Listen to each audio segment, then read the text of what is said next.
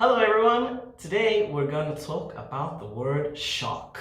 Shock is a noun, and you probably know this word from the Japanese shoku. But be careful. In English, the word is used a bit differently.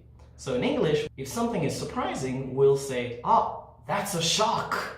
Wow! There are also two ways to use this word as an adjective. Shocked and shocking.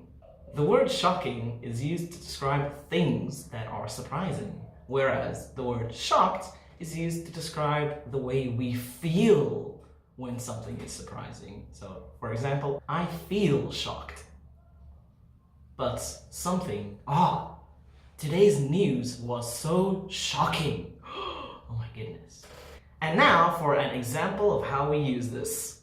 Hey, how's it going? Not good at all, not good. My alarm clock didn't go off at all, so I overslept. Oh, that must have been a shock. It was. I ended up only waking up at 5 p.m. So when I looked at the time on my clock, I was so shocked. That's too bad. Did anything else happen to you? You won't believe it. It did. Something else happened. What was it?